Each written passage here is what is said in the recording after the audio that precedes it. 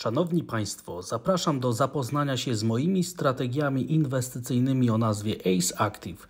Nowe podejście do asset management. Andrzej Stefaniak. Dane kontaktowe są podane w tle oraz w opisie filmu. Pozdrawiam. Witam serdecznie. Dzisiaj o poranku. Polska giełda, co po wyborach. To jest temat przewodni tego wpisu. Na samym początku zachęcam do subskrybowania, dodawania komentarzy i dawania lajków, jeżeli uważacie, że te materiały nie są dla Was jakąś wartość. I zachęcam także za tydzień, 20 października, spotkać się na żywo na debacie w kawiarni Agre Contra w Warszawie. Zaczynamy! Polska giełda, co po wyborach.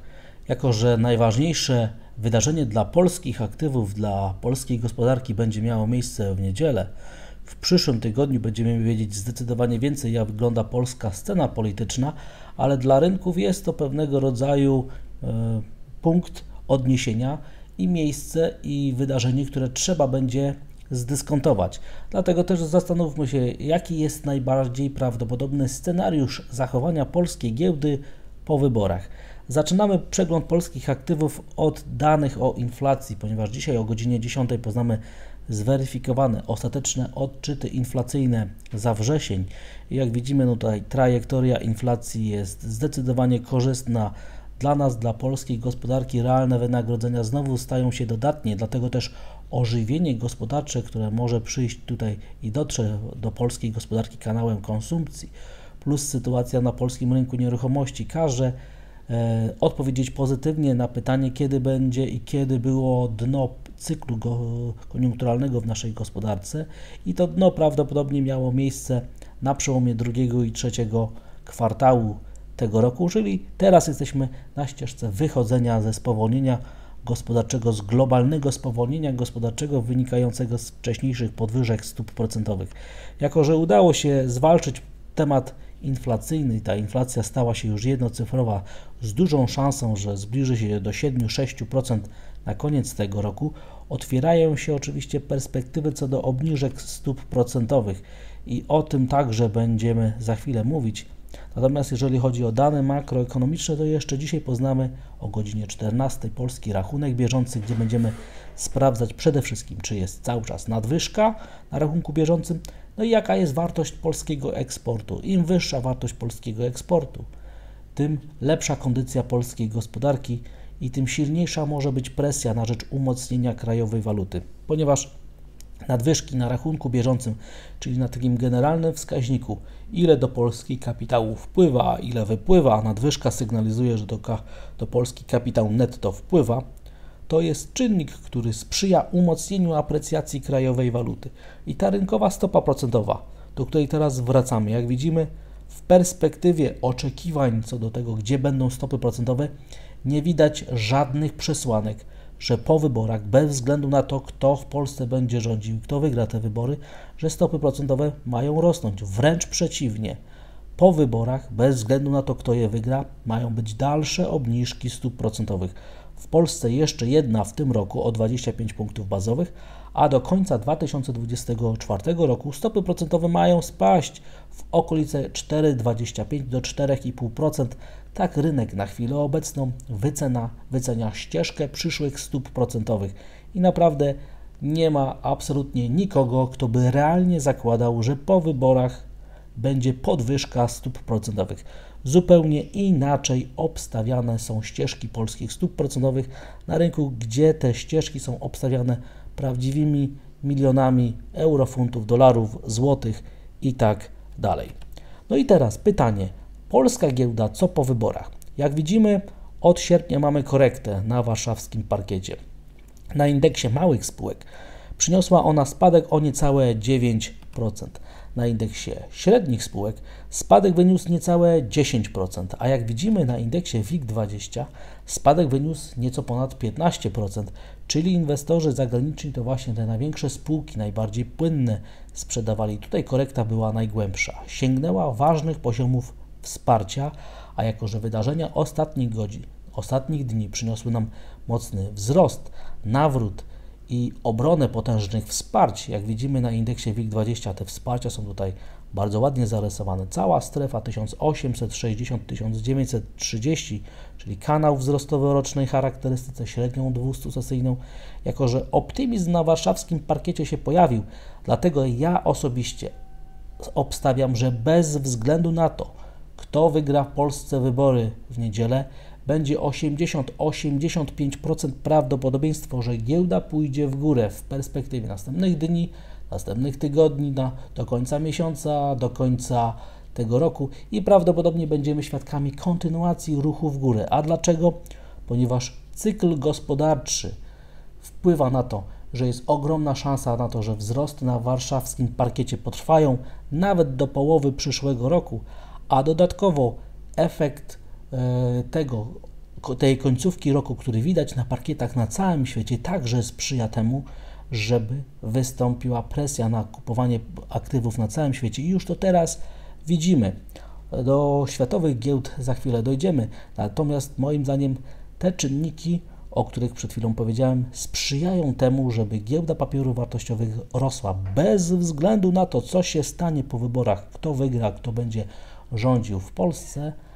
Natomiast jestem aż tak skrajnym optymistą, że daję 80-85% prawdopodobieństwa, że będą wzrosty po wyborach w Polsce w terminie krótkim, średnim i nawet długim. Dlatego jestem zdecydowanym bykiem.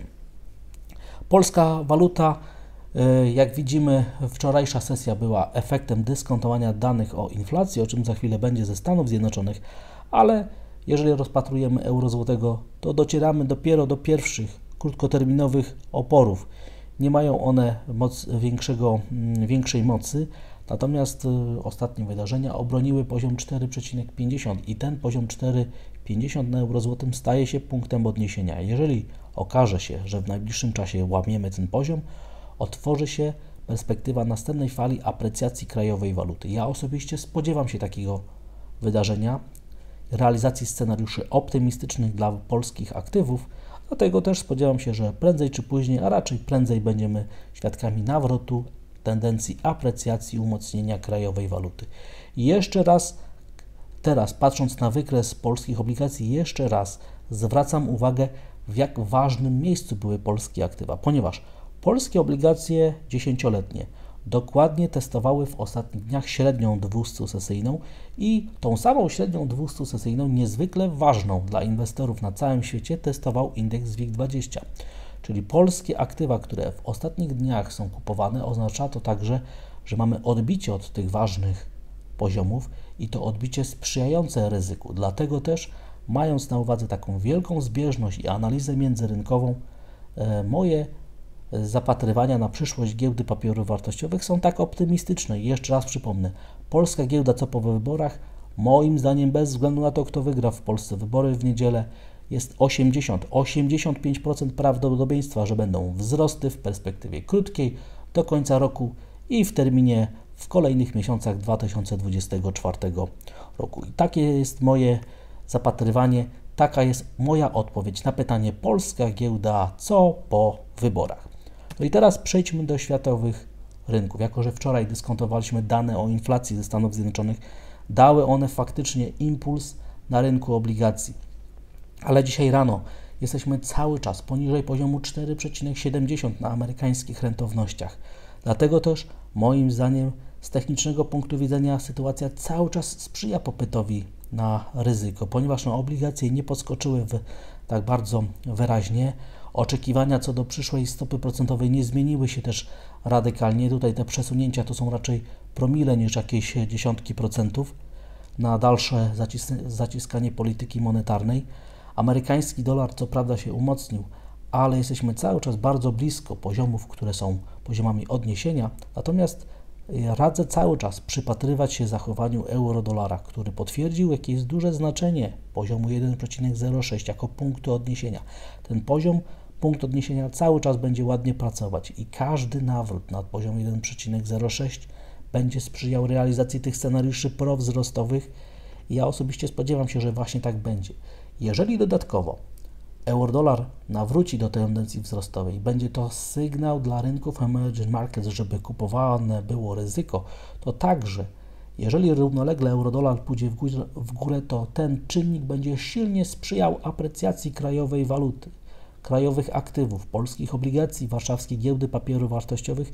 Dlatego też, jeżeli w następnych dniach, w następnych godzinach zaobserwuję nawrót nad poziom 1,06, przebijanie ostatnich maksimów, to warszawski parkiet, warszawska giełda papierów wartościowych może być głównym beneficjentem zmiany globalnych przepływów finansowych, odwrotu od amerykańskiego dolara. Ja osobiście się tego spodziewam, dlatego też myślę, że warszawski parkiet będzie jednym z najlepszych i skala dynamiki wzrostu polskich akcji będzie bardzo, bardzo duża. Warunkiem jest oczywiście przede wszystkim dalszy spadek ceny ropy naftowej, o czym będzie za chwilę, później przeniesienie się tego zjawiska na to, co się wydarzy na amerykańskich rentownościach, czyli im bardziej będą spadać rentowności amerykańskich obligacji 10-letnich, tym większa powinna być i dynamiczniejsza hossa na warszawskim parkiecie i tym, co się wydarzy na euro-dolarze, czyli na amerykańskiej walucie względem euro. Sam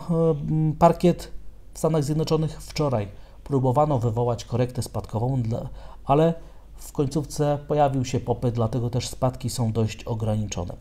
Dlaczego nie wierzę w spadki indeksów giełdowych? Dlaczego nie wierzę w nawrót tendencji spadkowej na parkiecie w Stanach Zjednoczonych? Odpowiedź tkwi w zachowaniu ropy naftowej, ponieważ ropa naftowa wczoraj nie chciała rosnąć. Próbowano wywołać tendencję wzrostową, ale ropa została powstrzymana i raczej mamy tą sesję zaliczoną na poczet i na korzyść tych, którzy liczą na spadki ceny ropy naftowej. A ropa naftowa to jest główny wyznacznik teraz tych tendencji inflacyjnych, tendencji na amerykańskich rentownościach, tendencji na amerykańskim dolarze, więc im dłużej ropa naftowa będzie przy tych poziomach, na których teraz jest, tym bardziej prawdopodobny jest scenariusz optymistyczny na giełdach papierów wartościowych. I jeszcze raz przypomnę, jeżeli jesteśmy bykami na giełdzie papierów wartościowych, to teraz patrzmy na zachowanie ropy naftowej, na amerykańskie rentowności, później na amerykańskiego dolara. Jeżeli zbieżność sygnału będzie korzystna dla giełdy papierów wartościowych, to powinniśmy obserwować nawrót tendencji wzrostowej, kontynuacji dynamicznej fali wzrostowej, która miała miejsce w ostatnich dniach i dla mnie to jest scenariusz bazowy, a dla indeksu Standard & Poor kluczowy teraz wydaje się opór 4400 punktów, to jest zbieżność średnich, kroczących średnioterminowych i krótkoterminowych, dlatego też każde wyjście na ten poziom moim zdaniem uruchomi kolejną sekwencję tendencji wzrostowej, apetytu na ryzyko w skali globalnej, ale jeżeli równolegle euro-dolar pójdzie w górę, to dynamika wzrostów na całym świecie poza Stanami Zjednoczonymi będzie większa, będzie zdecydowanie bardziej atrakcyjnie na wszystkich innych parkietach poza Stanami Zjednoczonymi. A dzisiaj z danych makroekonomicznych mamy wskaźnik Uniwersytetu Michigan, czyli zaufanie konsumentów. To są wstępne październikowe dane makroekonomiczne i mogą mieć one znaczenie.